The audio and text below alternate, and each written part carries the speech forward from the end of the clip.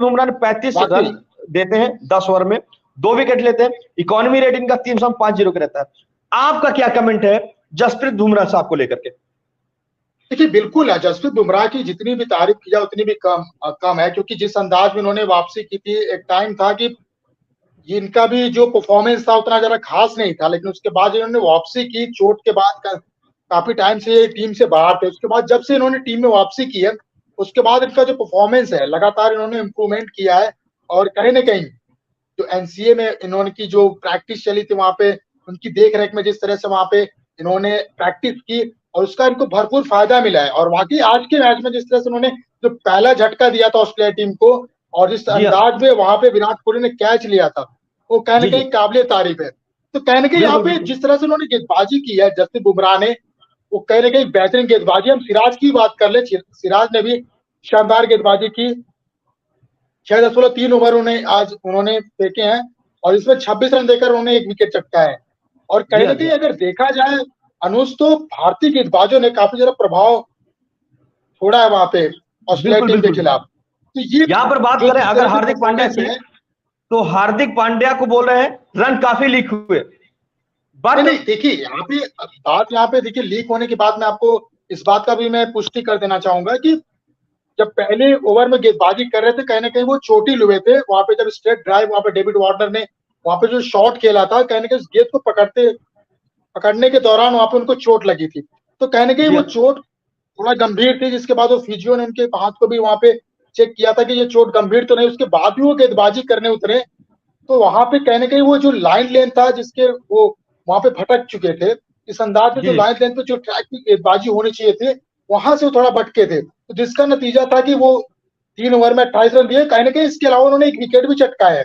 तो हमें ये भी देखना चाहिए कि भारतीय टीम ने, हार्दिक पांड्या ने हालांकि रन तो जरूर दिए, इसके अलावा उन्होंने एक महत्वपूर्ण विकेट भी चटकाया, तो जिसका एक अहम योगदान रहा है विराट कहीं ना कहीं वहां पे हार्दिक पांड्या का। उन्होंने अगर भारतीय पारी के दौरान भी उन्होंने शानदार छक्का भी लगाया था। तो टीम इंडिया के लिए एक अच्छा संकेत है कि उनका चोट कितना गंभीर है ये कह पाना भी मुश्किल होगा, लेकिन इस अंदाज में उन्होंने गेंदबाजी की, रन भले ही खर्च किए, लेकिन उस अंदाज में उन्होंने विकेट भी चटकाए। रविचंद्रन अश्विन वाकई कहने कहीं अगर देखा जाए रविचंद्रन अश्विन ने भी तो शानदार गेंदबाजी की है।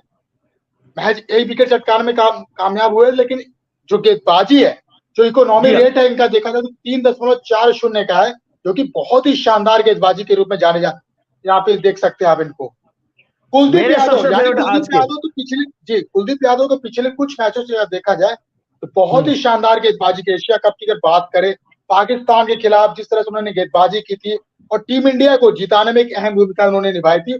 और इस मैच में ने भी उन्होंने 10 ओवर की गेंदबाजी की और कहने के 42 रन दिए, 2 विकेट चटकाए। तो यहाँ से इनका जो परफॉर्मेंस है, जो लगातार पिछले कुछ मैचों से बहुत ही शानदार रहा है, जो कि टीम इंडिया के लिए कहीं कहीं स्पिन गेंदबाजी के लिहाज से अगर देखा जाए तो बहुत ही अच्छा संकेत है यहाँ पे अनुज। रविंद्र जडेजा की, वाकई रविंद्र जडेजा के बारे में तो जितनी भी इनकी तारीफ की जाए उतनी कम, लेकिन यहाँ पे जिस तरह से उन्होंने गेंदबाजी की है, वाकई 10 ओवर 28 रन, 3 महत्वपूर्ण विकेट उन्होंने चटकाए। तो ये कहीं ना कहीं बिल्कुल वाकई काबिल तारीफ होगी यहाँ पे गेंदबाजी की। और हमारे साथ हमारे फैमिली मेंबर के एक अहम सदस्य क्या यहाँ पर आदर्श भैया है, आदर्श मिश्र जी हैं। ये ब्रजभूषण त्रिपाठी हमारे साथ कलीग थे जब हम एक नेशनल चैनल में काम करते थे। तो आज हम इनको अपने साथ जोड़ रहे हैं क्योंकि आज इंपॉर्टेंट मैच था। तो अब आज का मैच की जो आगाज हुआ है उस पर आदर्श भाई आप भी जा रहे हैं। अभी हम भारत की बैटिंग इंपॉर्टेंट जो है उस पर भी चर्चा करेंगे, लेकिन पहले आप अपनी राय बताइए। आज यही है ना कि जो अपोनेंट में कुछ हमारे ही मीडिया हाउसेस हैं जो तैयार बैठे थे कि केएल राहुल फ्लॉप हों, केएल राहुल फ्लॉप हों और हम सारा ठीक रहा, हम ओपनर मिडिल ऑर्डर सबका ठीक रहा, हम केएल राहुल पे फोड़े। जी जी जी।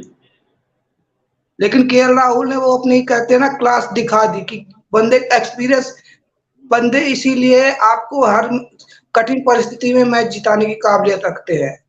जी हाँ।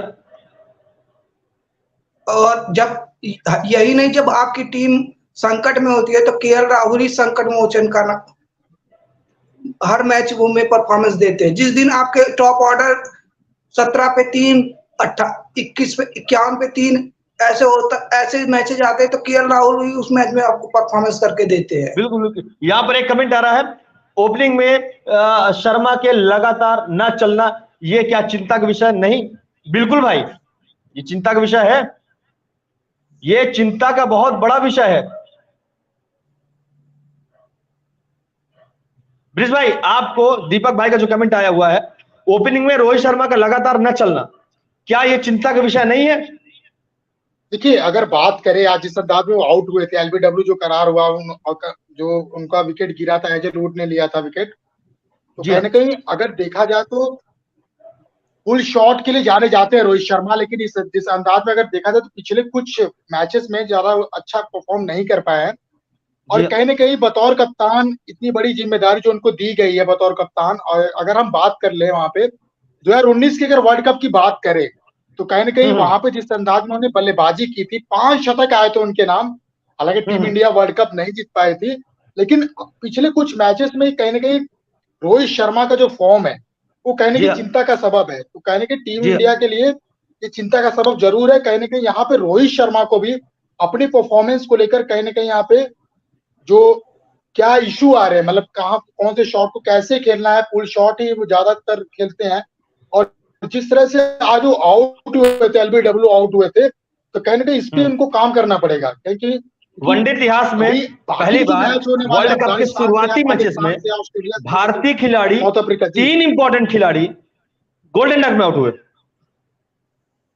वाकई ये इस बात का बिल्कुल आपने बिल्कुल सही कहा, जिस अंदाज में जो विकेट गिरा था वहां पे ईशान किशन, हालांकि मौका मिला था वहां पे शुभमन गिल के एब्सेंस में, उनकी जो मेडिकल रिपोर्ट आई थी वो अब्सेंस थे, उनके जगह पे उनको मौका मिला। हालांकि अच्छे खिलाड़ी हैं, लेकिन पहले वहां पे जिस तरह से स्टार्क ने उनको आउट किया, पहले बॉल पे वो आउट हुए थे, स्लिप में वहां पे कैच आउट हुए थे। तो कहने के यहाँ पे भी श्रेयस अय्यर की बात कर ले, वहां पे आउट हुए। उसके बाद रोहित शर्मा का जो विकेट गिरा था, कहने के वहां से लग रहा था कि टीम इंडिया इस मैच को जीत पाएगी या नहीं, सबसे बड़ा सवाल भी था। आपका क्या ओपिनियन है?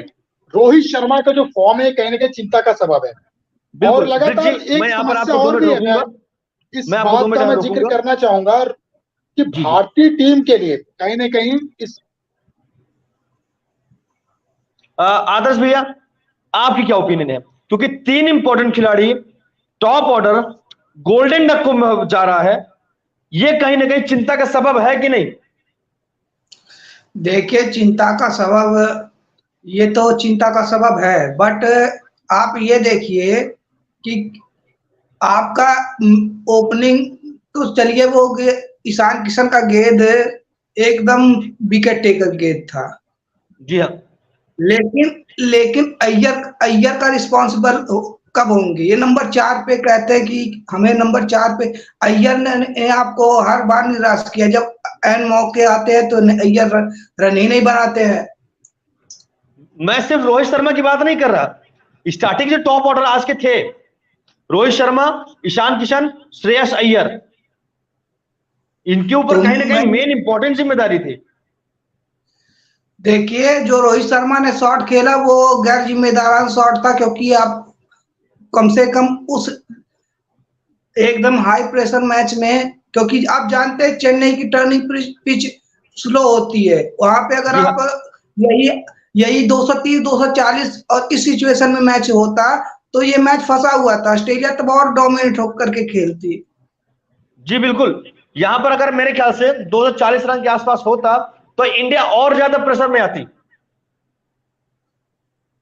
वाकई अगर जैसा आपने यहाँ पे आपने जिस तरह से अंदाज में वहां पे बात की, इस बात का जिक्र किया आपने, क्योंकि इतना जरा आसान नहीं था जिस तरह से वहां पे विकेट वहां पे टीम इंडिया को बचा पाना, ये मुश्किल था वहां पे। इस तरह से कि पहली पारी में अगर आप देखें तो उस अंदाज में जिस तरह से स्पिन को गेंदबाजी वहां पे मदद मिली थी, और हम ऐसा जिक्र भी कर रहे थे कि जो दूसरा इनिंग्स होगा वहां पे भी स्पिन गेंदबाजों को ही मदद, लेकिन ऐसा हुआ नहीं।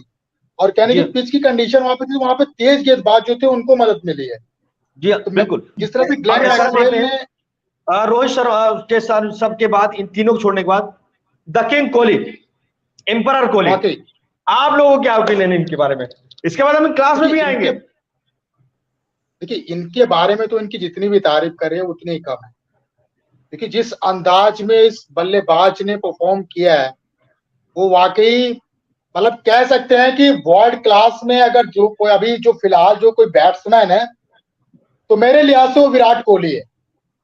जी जी एक समय ऐसा था अनुज कि जिस कंडीशन में विराट कोहली के शतक न आने की वजह से किरकिरी हुई थी इस खिलाड़ी की कि जहां पे उनकी कप्तानी भी गई थी, कप्तानी पे भी याद सवाल करिए उठाए वो गए थे कि समय कप्तानी T20 वर्ल्ड के कप हुआ था, बावजूद भी आप हम मैच लोग नहीं जीत पा न्यूज रहे रूम हैं। में थे, और आप आंकड़े उठा के आप वीके देख न्यूज में। लीजिए किसी भी फॉर्मेट में, मैं तारीफ नहीं कर रहा हूं लेकिन मैं बता रहा हूं जी जी क्योंकि जिस अंदाज में 2011 के वर्ल्ड कप में भी इन्होंने जिस तरह से परफॉर्म किया था, फाइनल मैच में भी इनकी एक अहम जिम्मेदारी थी। पूरे वर्ल्ड कप में 2011 के वर्ल्ड कप में भी बहुत ही अहम भूमिका निभाया था इन्होंने भारतीय टीम को जी जीत दिलाने में।